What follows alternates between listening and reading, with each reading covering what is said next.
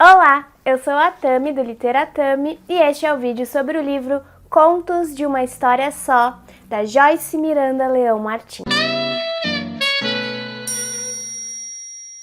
A Joyce Miranda Leão Martins nasceu em Fortaleza, no Ceará, é cientista política, socióloga, professora de ciência política na Universidade Federal de Alagoas e, é claro, escritora. Ela foi a vencedora do Prêmio Barco a Vapor em 2022, um prêmio muito conceituado de literatura para crianças e jovens, com o livro A Tatuagem, que eu tenho aqui em mãos também, que eu li e gostei. E o Contos de uma História Só, que foi publicado pela editora Patuá, é a sua estreia na literatura adulta e leva adiante o tema da memória e do esquecimento que já estava presente na tatuagem. Mas, enquanto na obra juvenil a ditadura brasileira e o nazismo são o pano de fundo, no livro adulto o foco é a contemporaneidade, mais especificamente o período da pandemia do coronavírus e as dimensões sociopolíticas dessa fase nas nossas vidas. Como o título do livro antecipa, Contos de uma História Só reúne narrativas curtas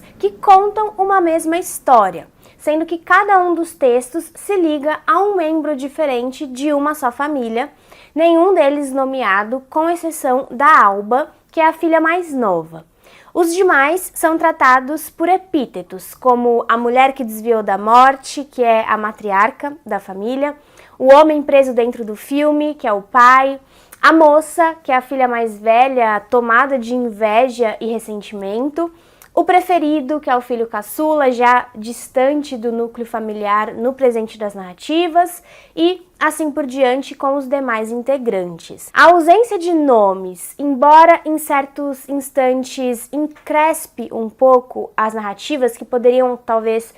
soar um pouco mais limpas e menos atravancadas se os personagens fossem nomeados, por exemplo, essa ausência de nomes propicia que os sujeitos sejam apresentados como personagens tipo, que em alguma medida representam determinadas patologias sociais exacerbadas no período pandêmico, e essa é uma das características que mais me agradou nessa leitura, justamente o potencial alegórico dos seus personagens. Eu realmente pude reconhecer neles várias personalidades que eu conheço na vida real e que se enquadram assustadoramente no padrão de comportamento dessas figuras ficcionais da Joyce, comprovando a perspicácia mesmo da autora em captar certas tendências contemporâneas e muito afloradas pelo desgoverno brasileiro da fase crítica da pandemia. Como não poderia deixar de ser, primeiro pela formação da autora, que eu trouxe aqui para vocês, né, que é muito ligada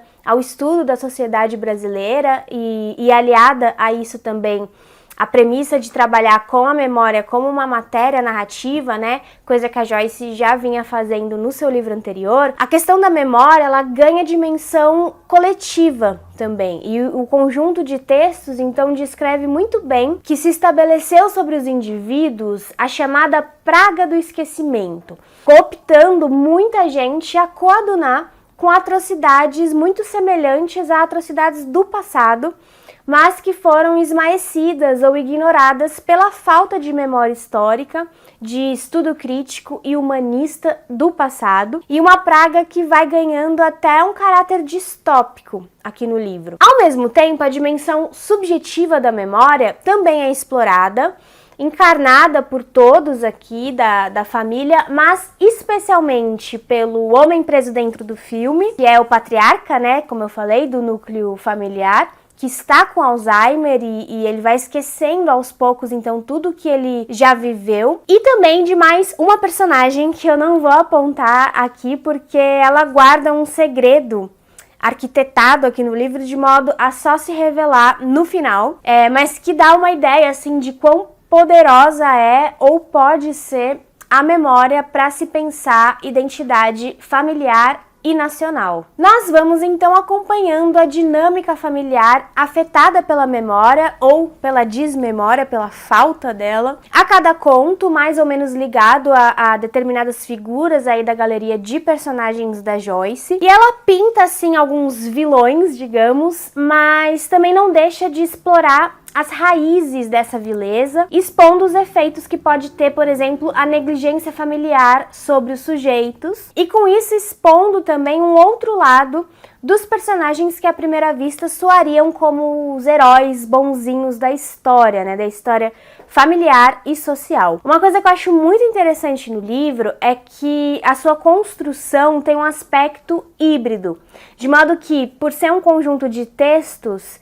que conta uma história só, esse conjunto pode ser lido como de contos, sim, como sugere, né, o próprio título da obra, mas também como um romance, em que os textos seriam não contos, mas capítulos dessa história familiar aliada à história política do país em que ela acontece. Sobre isso, aliás, em alguns momentos eu senti que as narrativas ganham certos ares de política, né? E é como se a história com H maiúsculo quebrasse um pouco da narrativização, né? O discurso se assumisse mais histórico do que literário propriamente, o que me incomodou em determinados momentos da leitura, mas não muitos, é verdade. Eu acho que é algo até bem natural para um primeiro livro, né? Considerando que este é o primeiro livro de literatura adulta da Joyce. Além disso, há um quê de fantástico, muito legal e bem orquestrado, que mais pro final do livro passa a deslindar a figura responsável pela voz das narrativas e a relação também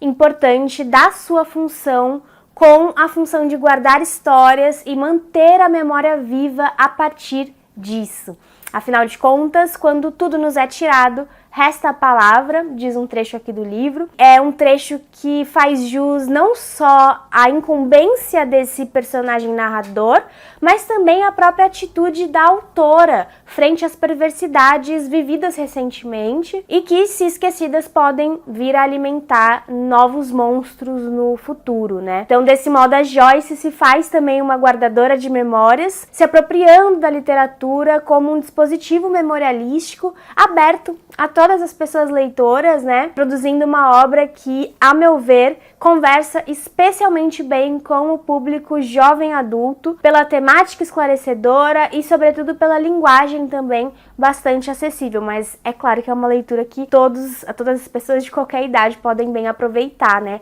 Nessa fase adulta. E a edição da Patuá também é um show à parte, né? Não só pela capa com essa colagem que é super pertinente aos textos, mas também pelo interior, que é muito bem diagramado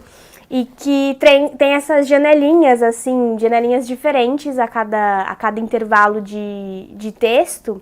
Janelinhas, então, entre os contos que passam muito bem a ideia de enquadramento de cena que está proposta aqui pelas narrativas. E para quem se interessou pelo livro e estiver em São Paulo, no sábado, dia 28 de outubro de 2023, a Joyce estará na Livraria Patuscada, lançando o livro das 5 às 10 horas da noite. É uma ótima oportunidade de conversar com a autora, que vai estar aqui em São Paulo, ela não é daqui, então é uma oportunidade única e de garantir também, é claro, o seu autógrafo.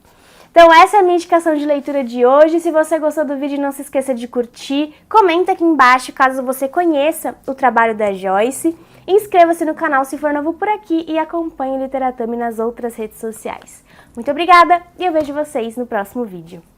Tchau, tchau!